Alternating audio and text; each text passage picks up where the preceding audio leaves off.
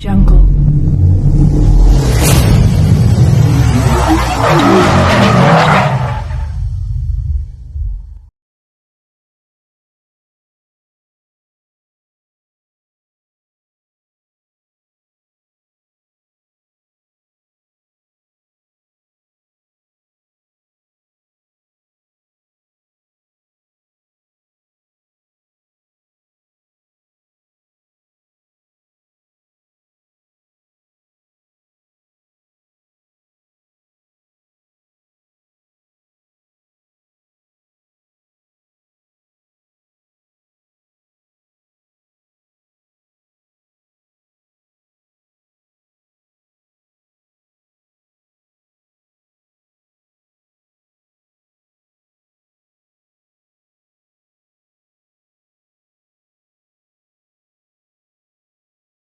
Napakahirap po mabuhay sa kasinungalingan.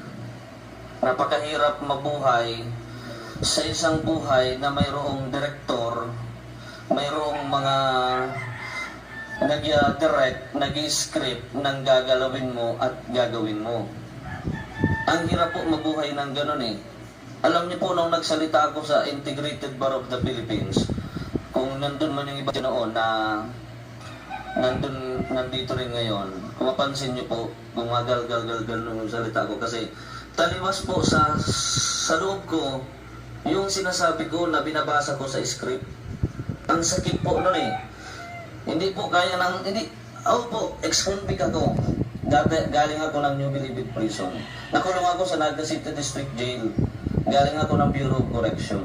Pero hindi pa naman po ako gano'n na, yung level na ng tao na napakasama na. Kahit pa paano po may konsensya pa rin ako.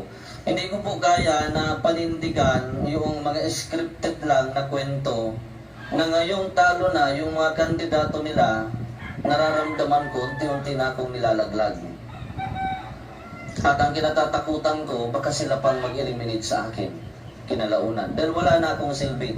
Wala na akong silbi sa kanila. Sir, can you be more specific? Ano po, sino po yung mga tinuturong po ninyong maglalaglag sa inyo? Sino yung director?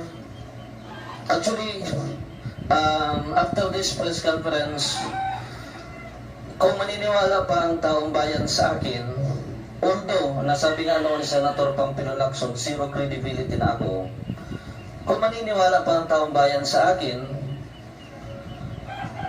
after this, ang lahat ng nangyari sa ang totoong narcolis, video episode 1 to video episode 5, yung record ko nung nasa isang kumbento ako, lahat yun pawang scripted.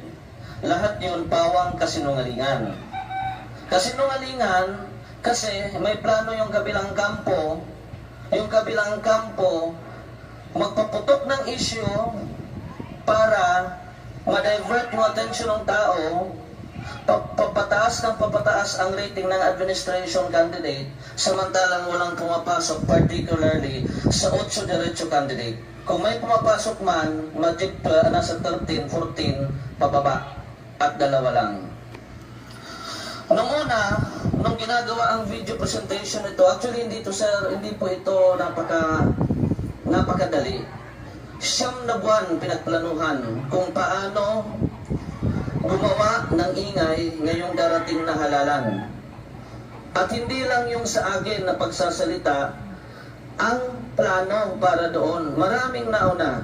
Katulad ng pagsalita ni Jojo Asierto na iniuugnay niya si Senator-elect Christopher Lawrence Bong Tesorugo sa isang Michael Yang.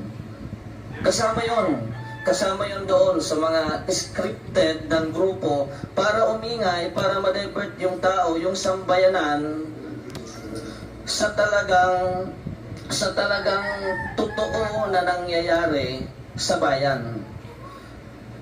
At ito nga, yung paputok ng Kibikoy para ma-discredit si Senator-elect Bongo, yung iba pang mga sangkot doon na politiko, na wala naman talaga. Wala naman, hindi totoo yun.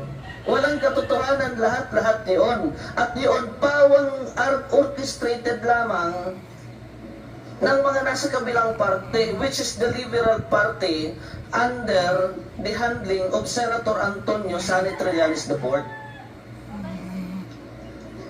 So yung nakausap po mismo si Senator. Hindi lang nakausap, ilang beses kami nagpupul.